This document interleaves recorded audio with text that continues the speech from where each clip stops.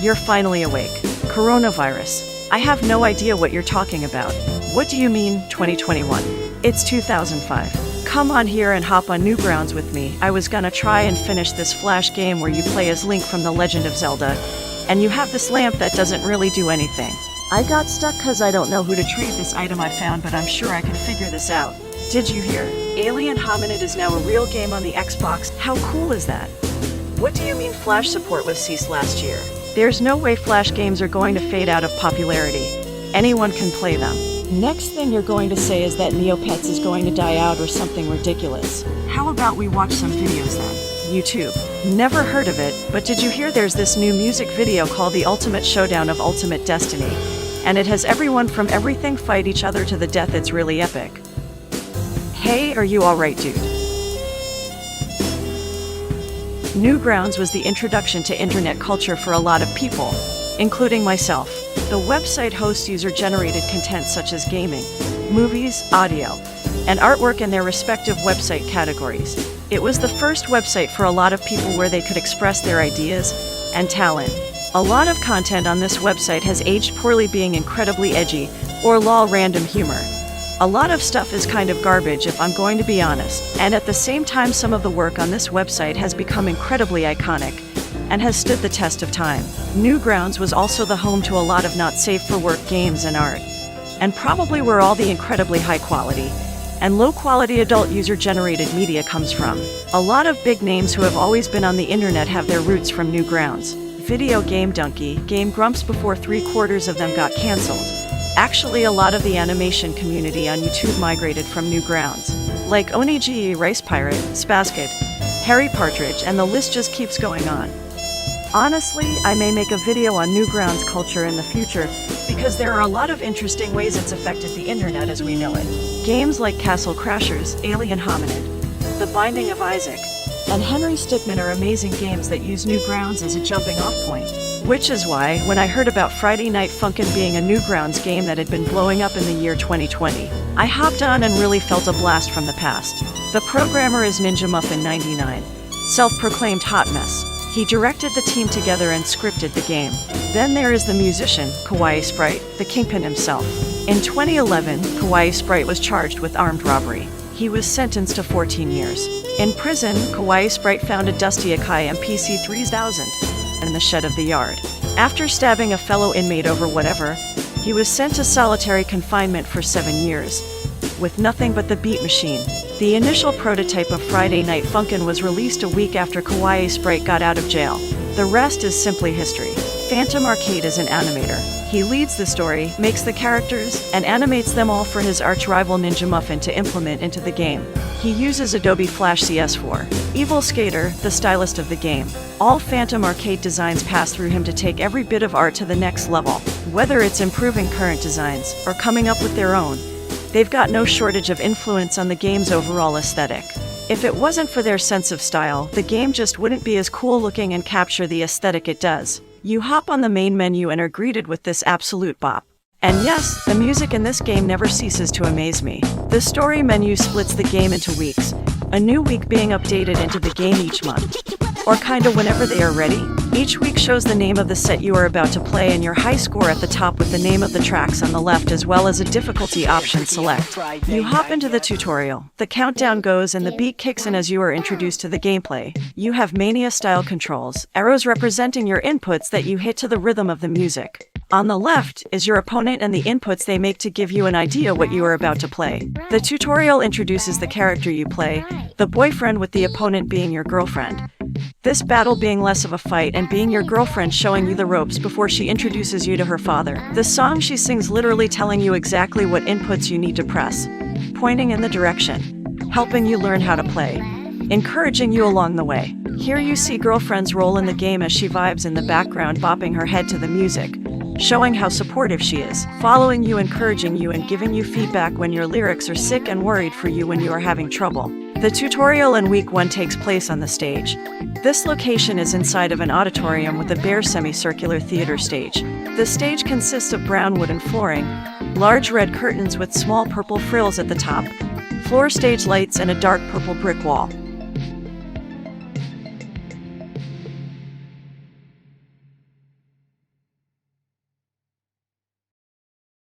But make sure you don't choke, because you'll meet with the game over screen and an X-ray of boyfriend's blue balls.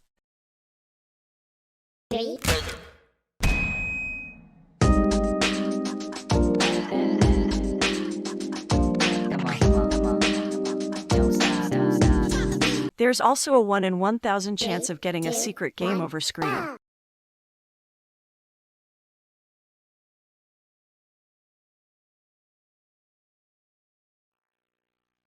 Oh, you lose. Come on, man. What's up with that? Girlfriend introduces you to her father. The ex-rock star pulls out a mic and the two of you start up conversation through the only way you know how. Trial by rap battle. You learn that around these places this is how confrontations are approached. Daddy Dearest starts off simple. You can tell that he's testing boyfriend. He obviously wants to see if boyfriend is worth his daughter's time. During this first song, the boyfriend shows his skill and confidence to the father. Every time you hit all the notes in a section, boyfriend throws up a peace sign showing off. The name of this song is Bo. The first, most likely referencing the scat sounds that boyfriend makes when singing, and the key lyrics of the song. Daddy Dearest sees that you can hold your own, so he decides to take things up a notch, and drops this sick beat.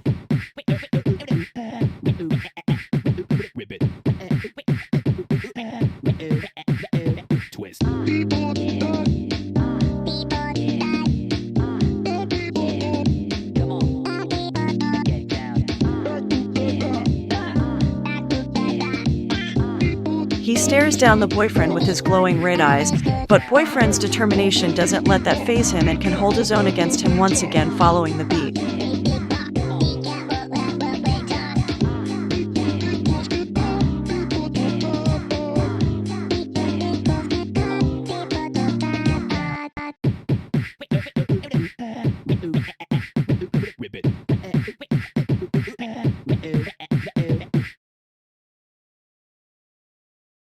Three, two, one, go!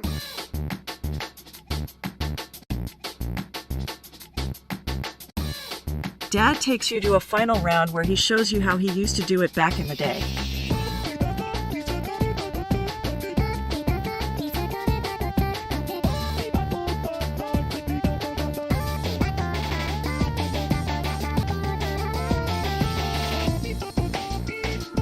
The boyfriend is able to impress him by not only matching him, but at the end even harmonizing with the father. Their harmonizing shows that the father is in sync with the boyfriend for a brief moment, even if it was just one moment.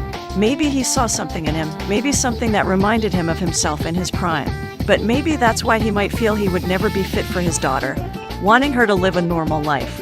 This encounter had a profound impact on him. Boyfriend beat him at his own game, and he couldn't help but have some respect for him. So, he's going to have to bring the big guns if he wants to outdo the boyfriend.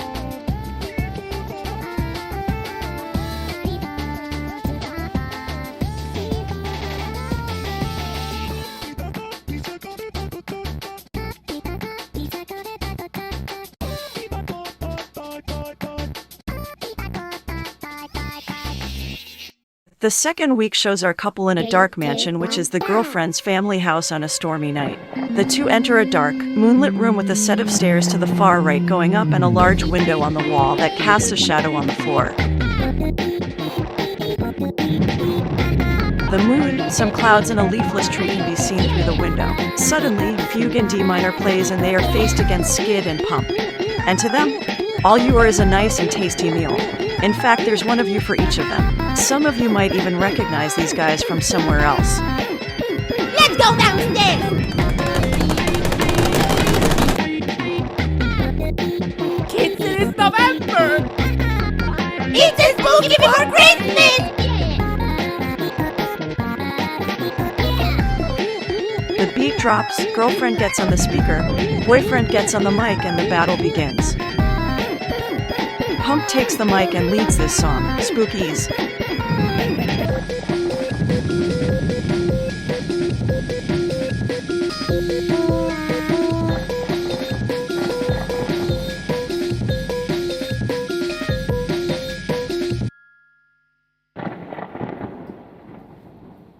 Three, two, one, go! They calm down in the second battle as Skid takes the lead in this song South. Whenever the lightning strikes, a brief moment of fear takes over boyfriend and girlfriend before they regain their composure and fight on. After the battle, they concede, lose interest, and then go on their way to do other things.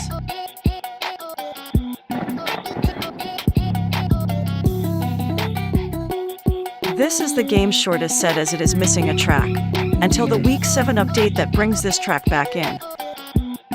But we'll get to why this is the case later. What the fuck is Skid and Pump Steel? Wow, man. Their story is like a bit complicated. I mean, like the short version is they go there, like the boyfriend gets accepted by the family, and he like, cause week 2 is supposed to come after the mom.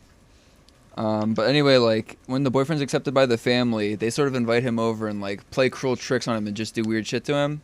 So they make him come over to their like spooky Transylvania house and like pass out like candy with the girlfriend on Halloween, and the spooky kids stop by. And you know, like they want the girlfriend as like the treat they get at the door, but that doesn't even have like its third song and ending to the level. It turns out they were kind of being tricked by someone not so nice, who people may or may not have found in the debug menu.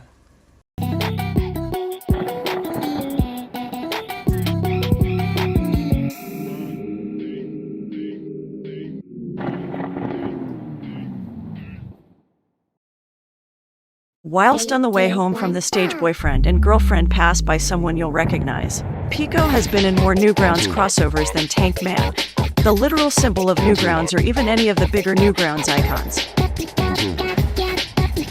The Newgrounds cameos and references in this game is strong here. Gun in hand, Pico was hired by Daddy Dearest to take on boyfriend. The story behind Pico in this like future pretty much is he's a merc. He's a merc who was hired by the dad to go fuck with the boyfriend after the boyfriend humiliated the dad by beating him in the first stage. But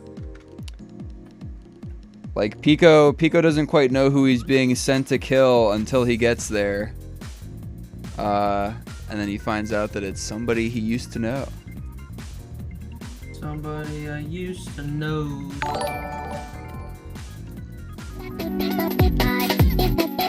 The first song, Pico being named after his namesake. In fact, the song has a recurring leitmotif that if you've been on Newgrounds for long enough, there's no doubt you wouldn't recognize.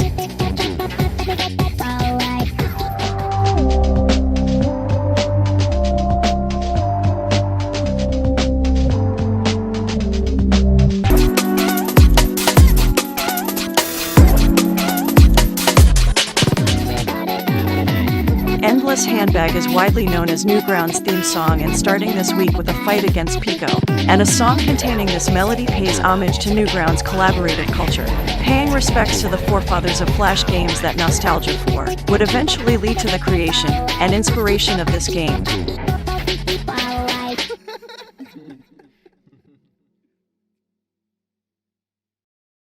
3, 2, 1, go!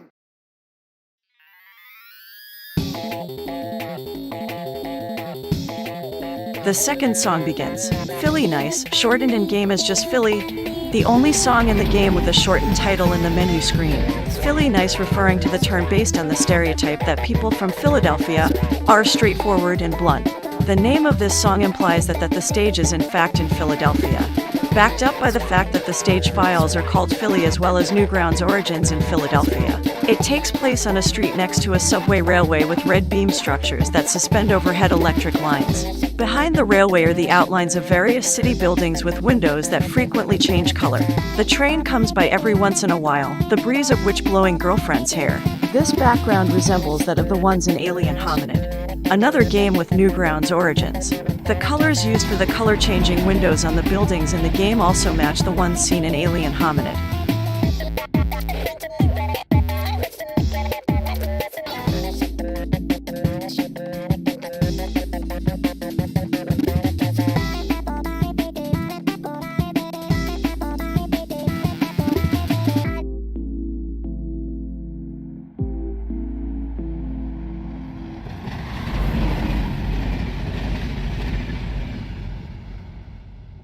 The second song finishes. Things calm down for a second, a calm before the storm. Before the dirtiest, nastiest beat drops and Pico starts spitting. Bars are thrown at each other between the two. You can tell that they've done this before. Maybe some historians looking back on this may think that Pico and Boyfriend were good friends, if you know what I mean. This was stated by the creator of Pico and confirmed canon by the developer of Friday Night Funkin'.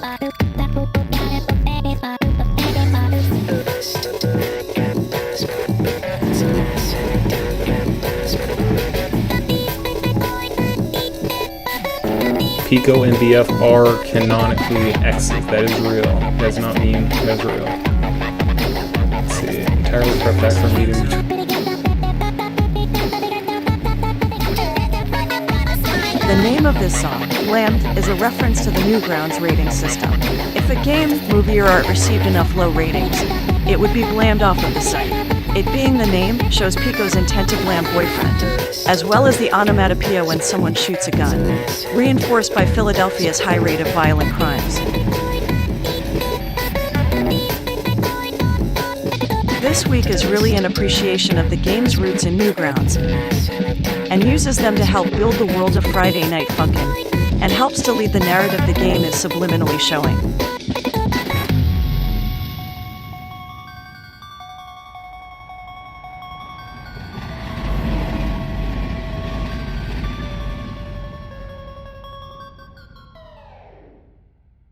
Now I know what you're thinking. How did you get here? You're on a limousine and see the sunset on top of moving vehicles on the highway going left where cars regularly drive by in the opposite direction. Visible on top of the limo in the background are backup dancers with pinkish red skin, a flat top haircut with pointed ends to resemble a set of horns, and a deviously large grin wearing open black jackets with no shirt underneath, black pants, black sneakers, and sunglasses. They are constantly grooving to the beat. Another one of these men can be seen driving the limo in front with an arm resting out on the window. The limo in front has a hood ornament in the shape of Daddy Dearest's face. And today you face the mother, Mommy Dearest. That's such a horrible name. I love it.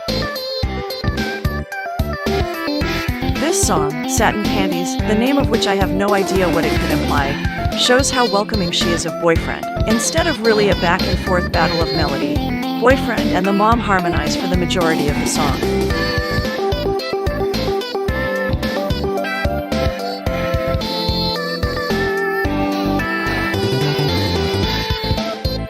Showing how well they get along.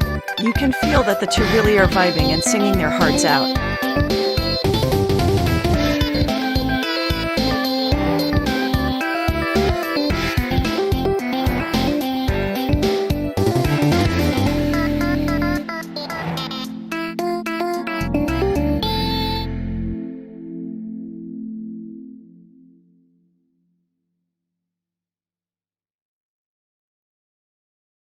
The second song really takes this to a new high, which also happens to be the name of this song. Not only do they harmonize, but now they are singing in tandem whilst the wind blows their hair as the sun sets.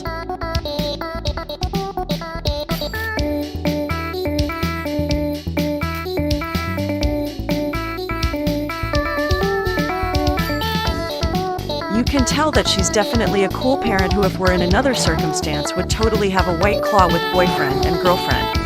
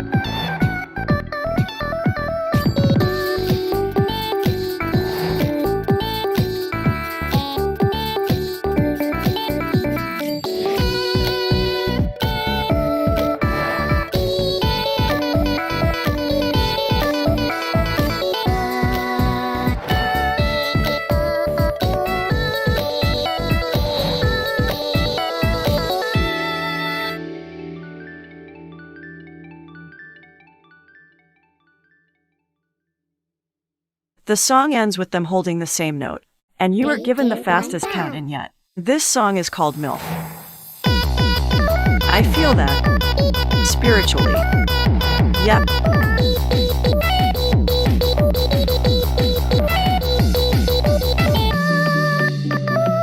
Boyfriend and the mom have had their chance for idle banter, and now she's going to push him to his limit.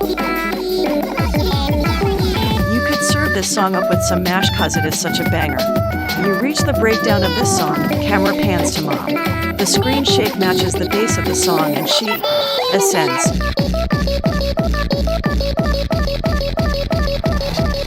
And if you want to make it through the song, you have to as well.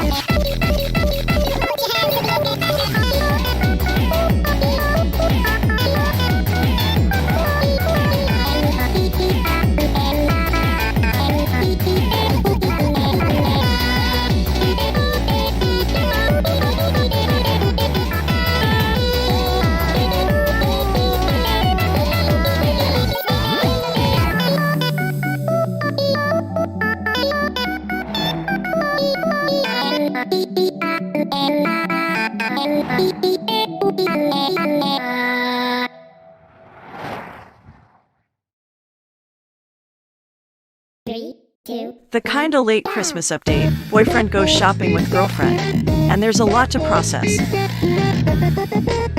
In the back you can see Pico once again. Ken Star from Girl Chan in Paradise. Buggy the Bug, Evil Skaters, the artists of Friday Night Funkin's OC. Cool Dude, Blockhead, Meat Boy, Oni and Psychic Bubbles.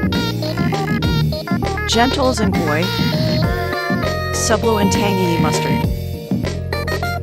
Henry Stigman, XX Squidward XX. Definitely not the Lemon Demon from Neil Searga's band Lemon Demon, absolutely not. His music is iconic, by the way, and Hatsune Miku herself. At the front you can see Jason, Chris and Stan from Nightmare Cops, and Farnold from Pico's school. I have absolutely no idea who this character is. Absolutely none. Yep, that's right. I guess I'm going to have to leave you all in the dark in this one. I just can't figure out who it is. What a shame, I guess. On a completely unrelated note, yes, I did spontaneously find the Skullgirls Indiegogo and have been supporting and playing the game ever since. Completely spontaneously and out of nowhere. Yep, you could say I have a couple hours on the game. Skullgirls also has a stage like this. It's Kino. So, the parents are holding up the Santa dude in the mall at gunpoint.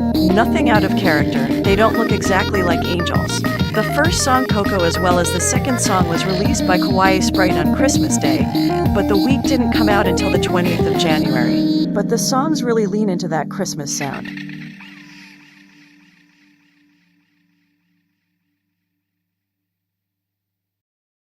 Three, two, one, go!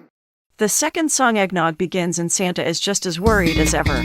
The parents alternate between singing the notes of these two songs contain a load of musical motifs from classic Christmas carols. The boyfriends carols back at them as the Christmas spirit fills the well-lit shopping center with a large domed skylight showing a starry night sky. A large, decorated Christmas tree stands in the middle and snow covers the floor. The icons of Newgrounds spectate the rap battle from either the ground or second floor.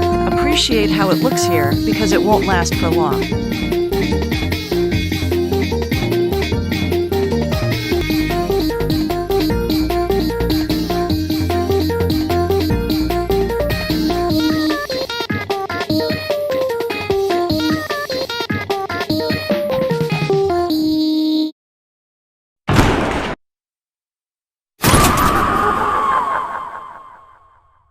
Three, two, one, go!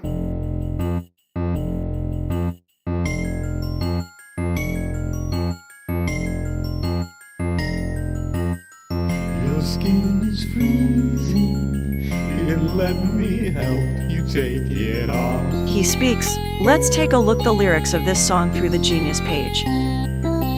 Feasting with your friends, the perfect way to end all these lonely holidays. La la la.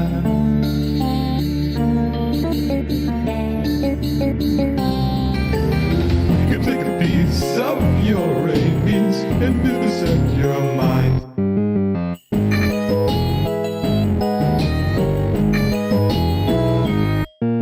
Snowmen smiling with your teeth, falling names graded with your meat. That early smile, cutting about the slices, make you till golden brown. Some you with spices, serve to friends around. Separate you from your eyes, to girlfriend inside out, burn her fingernails.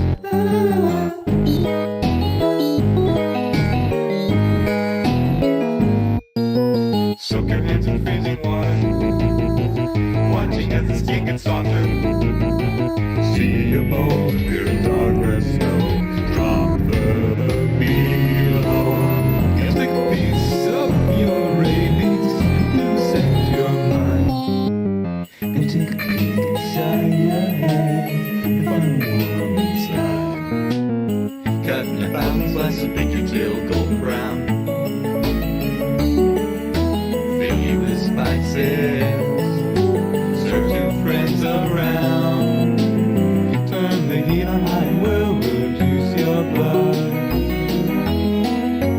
Boy, little boyfriend, with brandy and fun.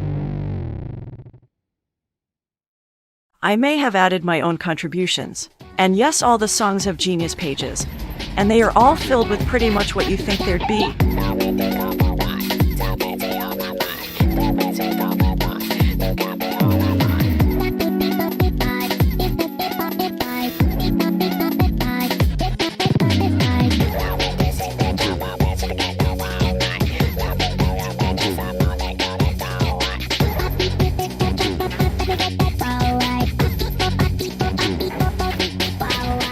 In a live stream, Phantom Arcade revealed that Week 2 chronologically takes place after Week 4. Additionally, the house where the week takes place at belongs to Girlfriend's family.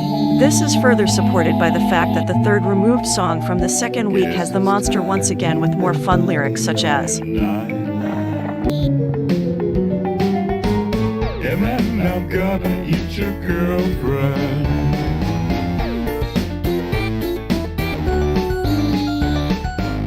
Or maybe turn her into broth.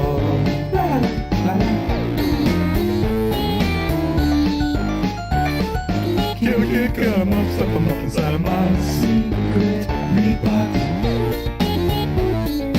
And it makes sense that they end up where they end up in Week 6.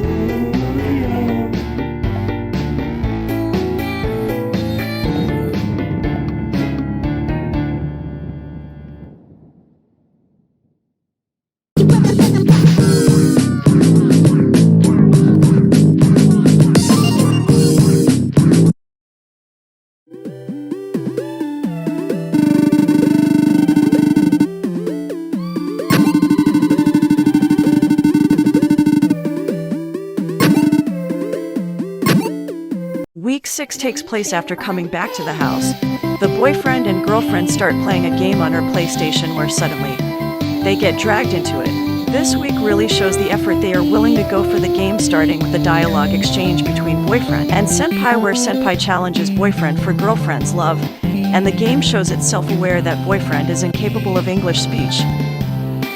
The entire game is reworked for this week. New note skins, new character skins for boyfriend and girlfriend, new death screen.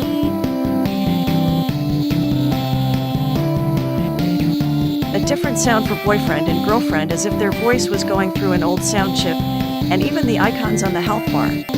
The art all done by Mao. Check them out. Schoolgirls fawn at their senpai as he delivers his soothing tones in the song Senpai after his namesake.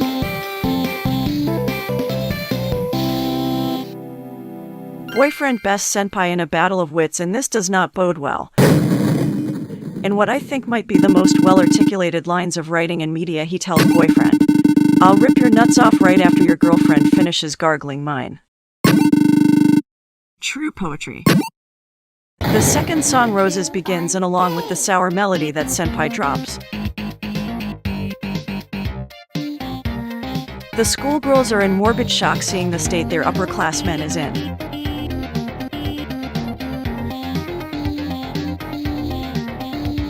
The petals from the cherry blossom trees float down as the battle continues in the center of this stone path that leads to the school with the clock tower in the center.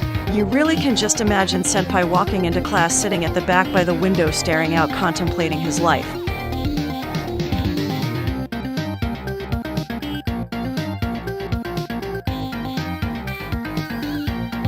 Although the slice of life protagonist is not the protagonist of this game, and is defeated a second time by boyfriend.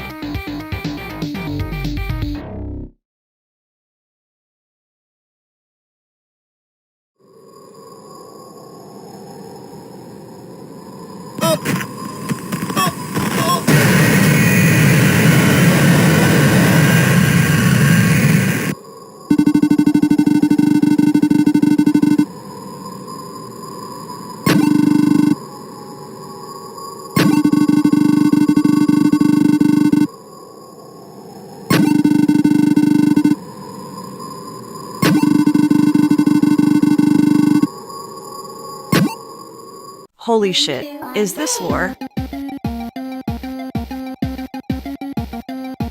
From what we can tell, the father trapped this spirit into a video game. We don't know who and why, all we know is that they could never escape. Finding out others have entered the game, he hides himself inside of Senpai to encounter the two, intending to trap them in his place so he can leave and enact revenge. Bursting out of Senpai, killing him to fight the boyfriend in a last-ditch attempt to trap him inside the game. Boyfriend now faces a demonic spirit as the area is enveloped in darkness, and the life sucked away. The track plays and it is dirty. Kawaii sprite never misses.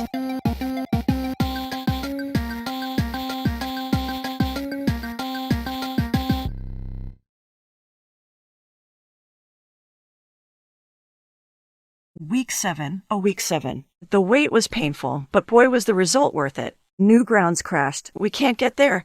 I must experience the new update. Flippy, you goddamned legend. If there's anyone I can trust to get in. This community really giving me classic Homestuck vibes. Crashing Newgrounds because of a new update. Really cool fan content.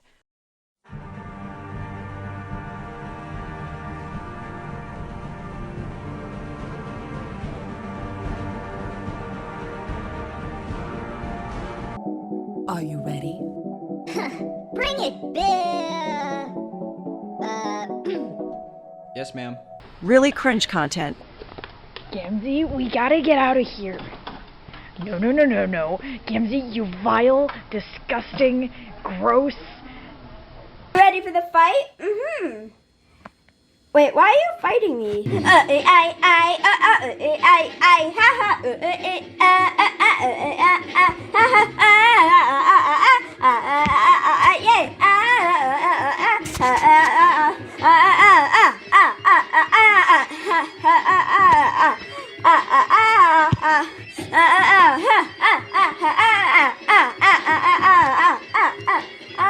Really iconic content. Descend, rise up, Scunchid, Harley, Dave Strider, they all play Spurvin in the world. Harlequin, Nana Bro, Mom, Dad, Youth Roll, Grandpa, Pester, Chum, Hella, Jeff, and Sweet Bro.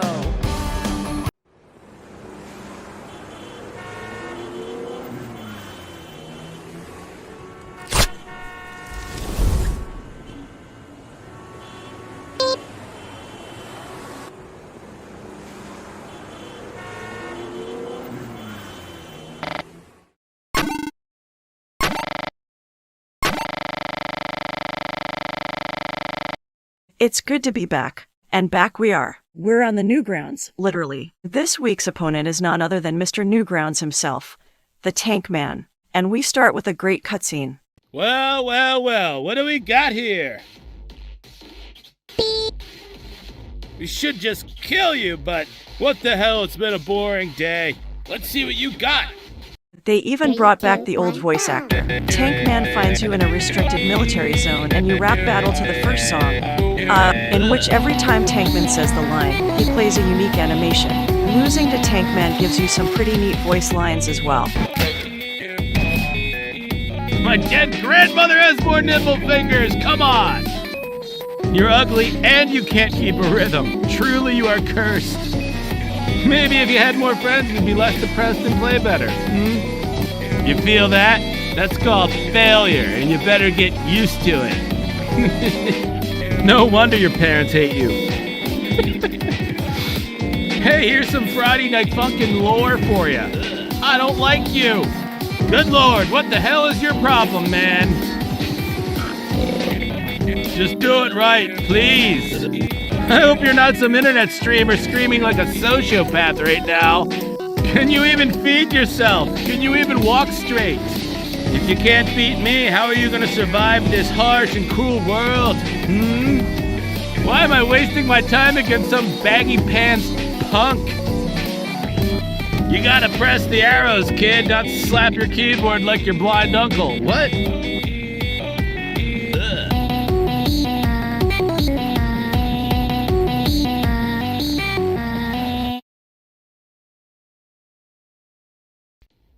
Pretty tight bars for a little dude who's simping over an ugly, boring little teenager that wears her mom's clothes.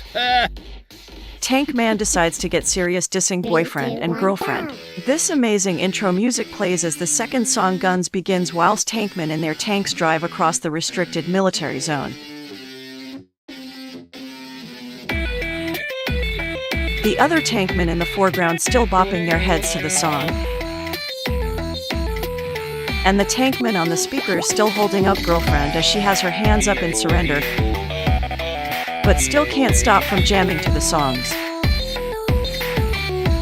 And I don't blame her. Kawaii Sprite really outdid himself here.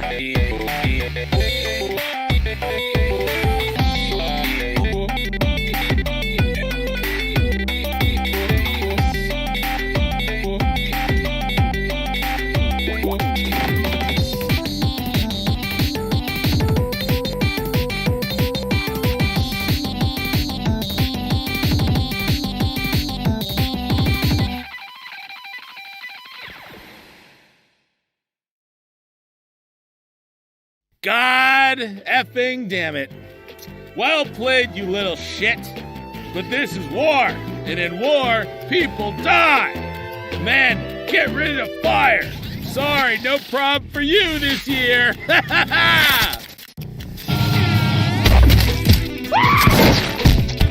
Look who it is, your sexually ambiguous, angry little friend.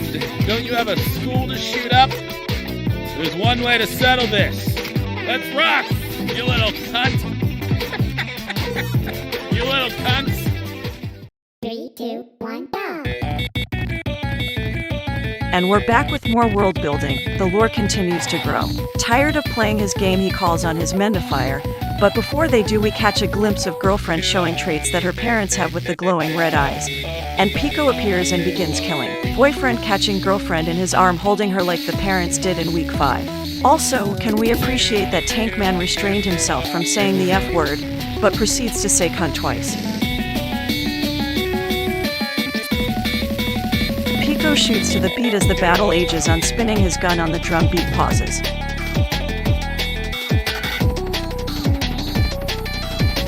This may or may not be intentional, but the little motif Tankman and boyfriend do here is similar to the MILF motif at the climax of the song. This, narratively speaking, could be done because girlfriend is now involved in the battle. Getting a game over shows girlfriend's skeleton being red with a hidden pair of black horns. And just like the UG in the first song, Tankman hits boyfriend with another voice line. Pretty good. An animation here, but this time showing his respect.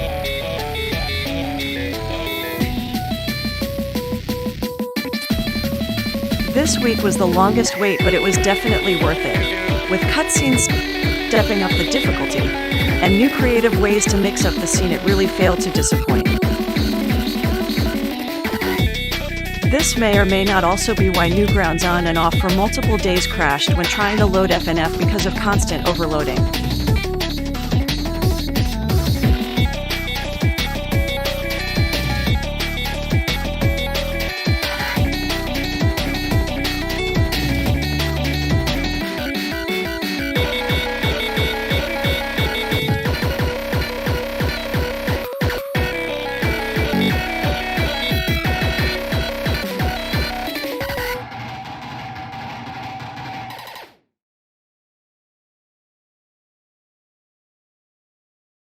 Now let's get this over as quickly as possible, but if I want to talk about what this game does that no other does, I also must talk about the weaknesses of the game because it's far from perfect. This section was written before Week 7 was released, so we'll put up some text on certain parts that have been fixed by Week 7. The controls currently are, to be fair, subpar. You only have WASD or arrow key options. Thankfully, I had the sense in my brain to use A and S with the up and right keys. The Witty mod introduced different control schemes, which was a good enough solution for me, as well as cleaner inputs. But giving people full key binding control is always the best option. Now inputs, things like doubles, triples, and quads have a really hard time registering in this game. For now, we're fine cause the songs are relatively easy for someone who is seasoned with rhythm games.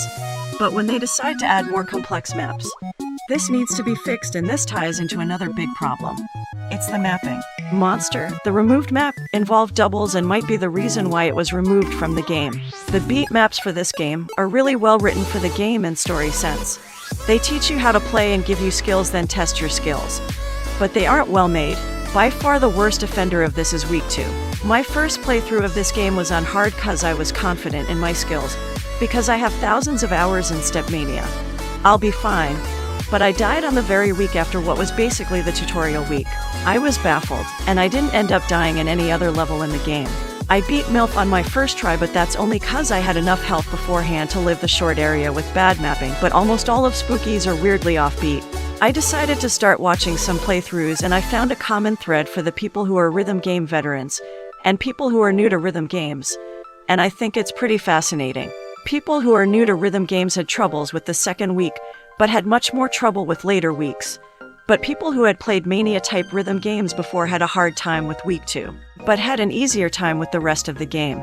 I feel that it's because newer people learned how to play with the offset, but people with good timing play. They have to rewire their already functional muscle memory with their timing.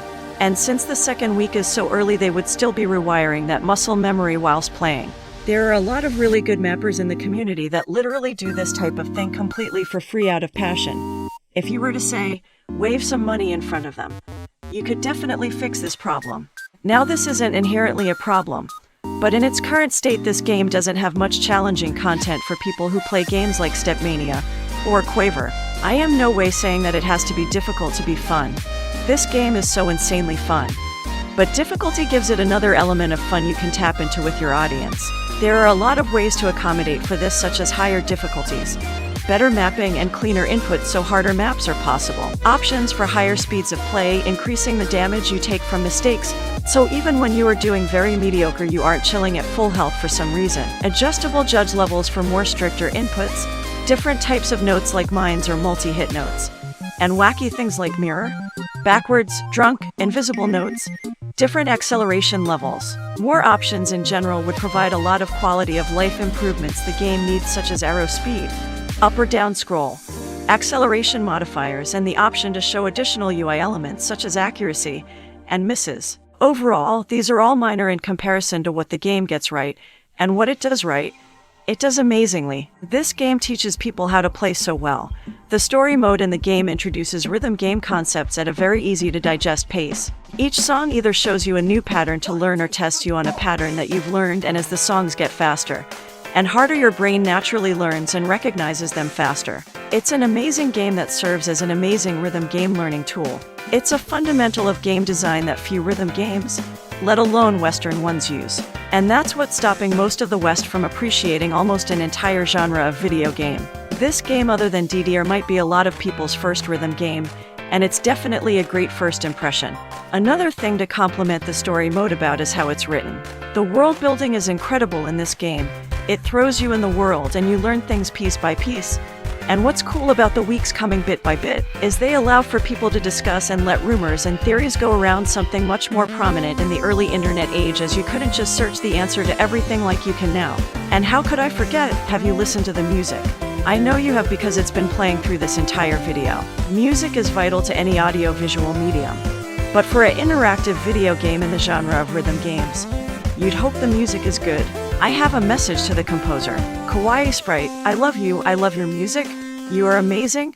I only hope for the best for you. I hope anyone that provides the mildest amount of inconvenience to you will step on a Lego before losing their balance from the pain and fall into an endless ravine into the very bottomless pits of hell. Your music is so amazing. It captures the time and feel that this game goes for and really makes you feel immersed in a way that rhythm games do. And that leads me to another point that I have that makes this game so special. The best feeling when playing a game is when you reach a state of flow, where you breathe in, and your body works on its own. You ascend to a higher plane of being as after playing the game. You have a true connection with the game. The game becomes an extension of you as you flawlessly show the fruits of all the hours of your efforts. Every genre of games and every game has these moments in different ways, but in rhythm games it's a part of the entire reason why you play. First time you play a hard song in a new game, you aren't winning. You lose and it feels kind of shitty, but it's just a game. You get over it quickly, and now you have more knowledge than before. This time you do slightly better but still lose. Rinse and repeat until you succeed. That moment be the state of flow for some people. But others might be so addicted that they want more. This time you turn up the difficulty, lose till you win. Turn up the difficulty again, until you're at the hardest. And there you go, you've achieved that state of flow again. Let's turn it up a bit. Now you want to achieve what's called an FC or a full combo. Beating an incredibly difficult song that used to be your bane, your enemy. You've conquered so hard it couldn't even get a hit on you. A lot of people stop around here or before. And that's totally valid, whatever floats your boat. I usually stop working on a song once I FC it. But then there are the sadists, the ones who sacrifice their lives to be able to constantly live in a state of flow. FC isn't enough. Every note must be perfect. No, not perfect, marvelous. And the hardest song in the game is no challenge anymore. Let's double the speed and learn the song mirrored while we're at it. These are gods who have mastered the state of flow and have unlocked what is known as Ultra Instinct. Why I bring this up is because Friday Night Funkin' is amazing at dealing this adrenaline rush in a way that is so accessible that other rhythm games have trouble too. Playing most rhythm games, you pick a song to play, try to find one the right difficulty, and then get your ass beat until you get good and start learning. And that's totally valid if you enjoy a good beating. A lot of us do. But the story mode in FNF lets you reach state and really makes you feel good without having to ridiculous of a barrier of entry. Kawaii Sprite's music amps you up so well that once you listen you feel like you're up against God. But if you succeed you become God. I just enjoy watching people's first playthrough of MILF to see how well they sink or swim. Because the music really in this game is so amazing at delivering that feeling. The anticipation that you get as the opponent is doing crazy shit combining all the concepts you've learned. And the music is going batshit insane. And then it's your turn. Can you enter the state? Whether that means barely making it out alive, or absolutely beating the song into the ground. It's the most ecstatic thing you can feel in a video game. The game truly appreciates the fact that it is a video game, and bathes in its influences. Its love for its Newgrounds roots is so palpable, and relatable for anyone who feels nostalgic for this era. And for those who don't, they finally get a window into this time where things were a little simpler. The way it references other media of this era is so well done as well. Usually, I am very against the use of references in media as they just aren't done well most of the time. Reading Ready Player One is like reading a list of pop culture references. And not only do they not serve the plot in any way, in fact most of the time they go directly against the point of the original work. But Friday Night Funkin' gets this right very well. Having a bunch of random Newgrounds characters from iconic Newgrounds games was a very common trope in Newgrounds games and videos. Friday Night Funkin' is actually one of these games now and it's gone full circle. It really just makes sense for all these characters to be seen together. And this is done in a well done way in this game. You don't need to know or have played Pico Goes to School to know what he is and who he is because Friday Night Funkin' does that for you well enough. He's literally just some edgy kid with a gun, who is not afraid to get into a fight and is very competent. And dangerous, but you also with the context of the character and legacy behind this character. It fits exactly how Friday Night Funkin' portrays him. It makes sense to be here. He has a reason to be talking to boyfriend, and it's totally in character for someone like Pico to be rapping.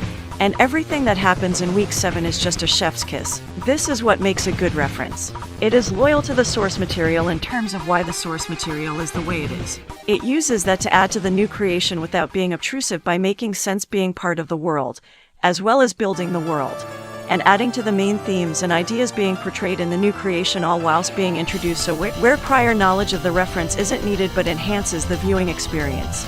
Easter eggs and references can be cool but when done as an afterthought. It's kind of like you notice it and then you're like, oh that's that thing I like, okay. Harmless things like that, I don't really care about. It does no harm but it's not going to mean anything to me as a viewer, so if it's just something the author really cared about then sure, why not? When they're done badly, they can make what they are in incredibly worse. Like they had the gall to portray the Iron Giant, literally the first movie I ever cried to, and The Shining, one of my favorite films, and miss the point of what they mean as cultural icons and fail to incorporate the source material so poorly that it drains it of all meaning and substance. But goddammit, is the CG really well done, and it annoys me so much you have no idea. Like, these renders of all the cameo characters are so amazingly well done. To think that the best looking rendition of Voltron that will ever probably appear is in this movie, I refuse to accept. But in my lifetime, will likely not ever happen. And it's wasted in one of the worst movies in history. Like, you would think to have a section like this they would have an appreciation of The Shining, but how could they fuck up so badly to the point where I feel like I could ask the scriptwriter, "You've never seen The Shining, have you?" And yes, I've read the book and the writing's somehow worse. Like, why the fuck is the third key obtained like that? It does nothing for anything. And they even had the foresight to remove that from the horrible film. I am so sorry. I rewatched Ready Player One with a friend while writing this script, and I couldn't imagine that something could get references so wrong when a fucking Newgrounds game can incorporate them better. I digress. Mods are made when there is a need in the community that the game could fulfill, and the community decides to fill it instead, whether it be more content, bug fixes, or new mechanics. This game has one of the most active mod communities around right now, due to the game being relatively easy to do things such as skin swaps and new songs. There are mods that have been so impactful to the community, such as the Witty mod, that have impacted the community so much because it really filled the hole of what people wanted in the game. Cleaner inputs, better mapping, more info in the UI, and a new interesting opponent with unique music with more difficult maps. My only problem I have with the Witty mod is that the judge level on it could be turned up a little, cause at times you can almost mash on the difficult parts. But otherwise it's really neat how much effort they put into the mod. And the crazy thing is, it's not the only one that's put an incredible amount of effort into the mod. Some really great ones worth of note are the Tricky, Hex, Zardy, Miku, Mid-Fight Masses, and there are so many more that are amazing. And even Remix Weeks mods, like the Neo mod, B-Side mod, and Silva Pack, where they remix every song in the game, alter every stage and character. Have a look at some of them. There are so many more that add a lot to the game, and I'll never finish this video if I keep talking about mods for this game because there are so many. I strongly recommend digging around for some neat ones. The developer Ninja Muffin has stated that they are aware of the problems, that mods fix the major problems of the game, and does plan on incorporating these things as well as other suggestions like boss battles. When he came into the game, it was just a fun project he wanted to work on, and it's gotten to the point where it's finally ready for a full-fledged game. Could you imagine? That's right, if you've been following the game, you know where this has been leading up to. Alongside the release of Week 7, Ninja Muffin dropped the Kickstarter. Like Homestuck, the Kickstarter was an instant success, but that's where I feel the parallel to Homestuck ends. The Homestuck game was managed incredibly poorly and was problem after problem, being delayed for multiple years. And yes, the game ended up really good but took ages to even start because it was built on shaky foundations. But Friday Night Funkin' has such strong foundations and has already shown the essence of their vision through what we already have. I feel this game is only going to turn out well. Because remember when I was talking about all the problems of this game? A majority of them are results of the fact that there is very limited manpower on the project. And now, they have money. Boy, do they have money. I so far have an almost perfect record with Kickstarter games that I support. God damn it, mighty number 9. Look how phenomenal every one of these other games turned out. I could have a perfect track record. I was young and naive to think old Mega Man dev could still make good games. Like, look at every other legendary game director who is now old and still making video games. You get things like Balan Wonderland. Not going to lie, I kind of love that game for all the wrong reasons, but let's not get into that. I have always been a massive advocate to crowdsourcing, and Unique has made a video series recently that really captures why I am a big advocate of crowdsourcing.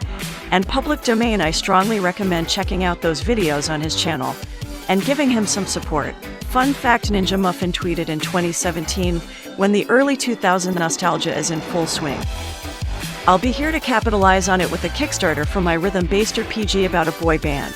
It'll also include a crowd mechanic very similar to Paper Mario Thousand Year Door, and also general battle mechanics, but rhythm-based, and something tells me that this idea may or may not have caused the creation of Friday Night Funkin', the success of it, and the inevitable Kickstarter. But let's check out what exactly the Kickstarter entails. The base game of FNF will have 20 new weeks, A full story that they have been ideating on for a long time now. New gameplay mechanics, more gameplay depth that will ruin the accessibility of the game and allow for more unique levels and concepts.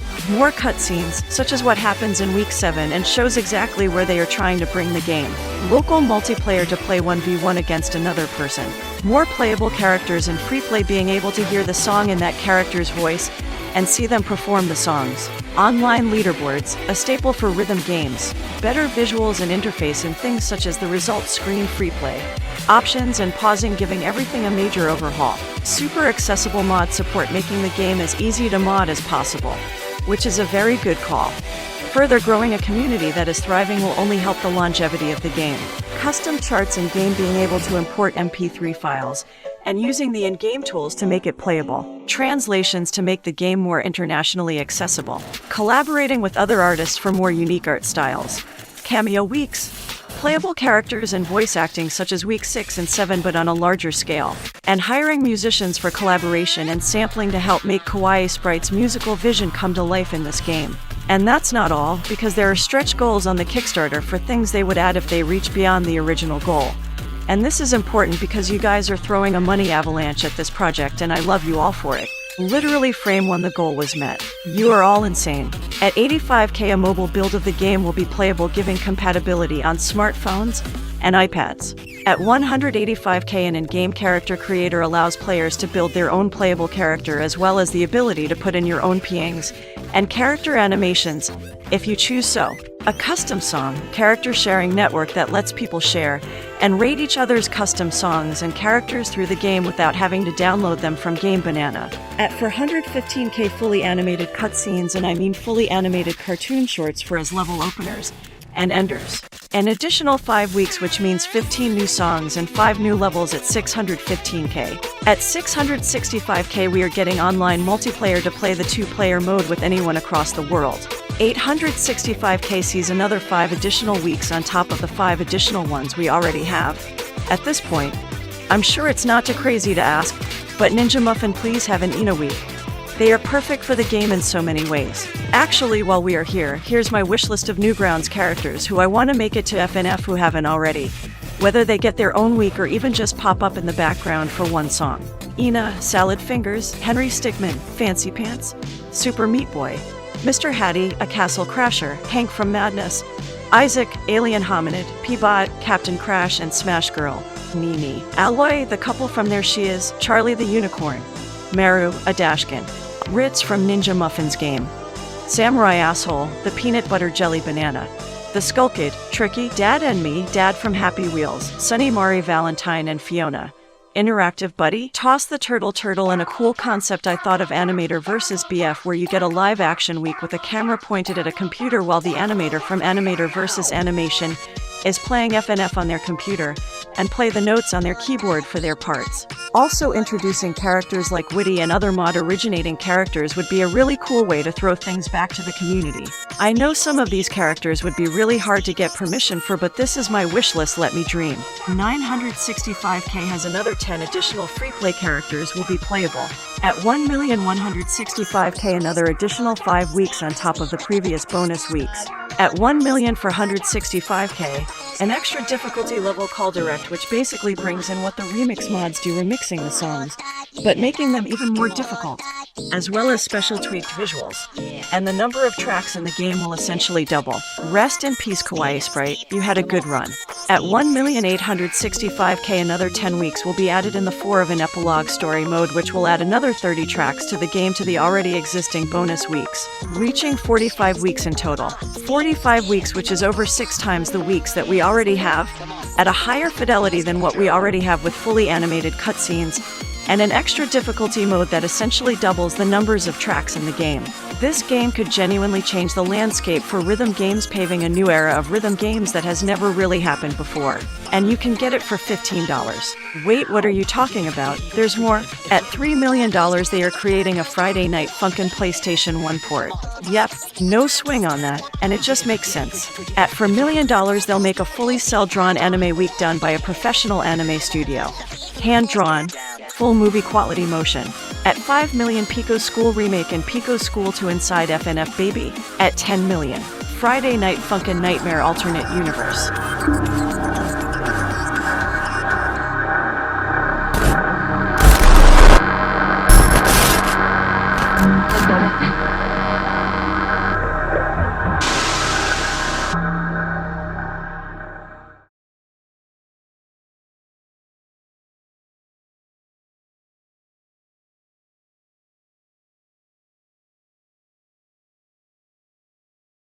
This paragraph from the Kickstarter really sums it up. This isn't a game by suits or posers. This is a team of artists who met on Newgrounds looking to make the dream Newgrounds game they've always wanted. And we're not alone. Already we've gotten help from other long-time talents such as Serpello, John Yuta, Moawling, and many, many others. The development will continue to be driven by friends, fun, and weird-ass ideas other games are too wimpy to try. It's crazy to think that this game I've been talking about this entire time, that's brought so much to Rhythm Games, is now just a demo for something that will be so much bigger. I started making this video in March and I was going to say that I was confident that this game was going to at some point get a full game to the scale of Binding of Isaac, Castle Crashers, and Super Meat Boy, and that it should incorporate things like what I was talking about. But now it's obvious that I don't need to, because it's happening now. FNF isn't the only rhythm game to have introduced interesting story and world building, have an engaging way of learning the mechanics of the game, and have good music and aesthetic. But it is the first to tie all of these together in a masterful way and create a product that resonates in a powerful way with so many individuals. The future of rhythm games is looking good. FNF isn't the only Kickstarter I'm currently supporting that's a rhythm game. Unbeatable is a 2-button rhythm game. Shoutouts to Jess for showing me this game. It's a game where music is illegal and you do crimes. Think Muse Dash with an aesthetic that looks like it was made in 2000 with a cool world and characters.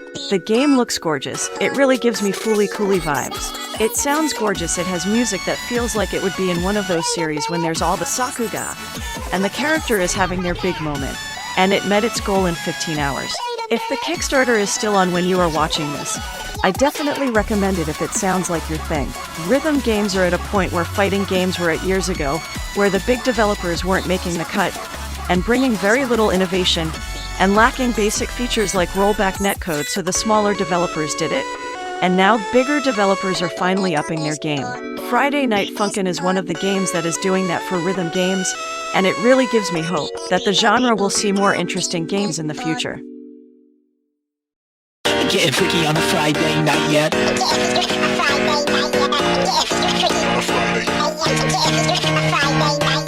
Getting freaky on a Friday night yet?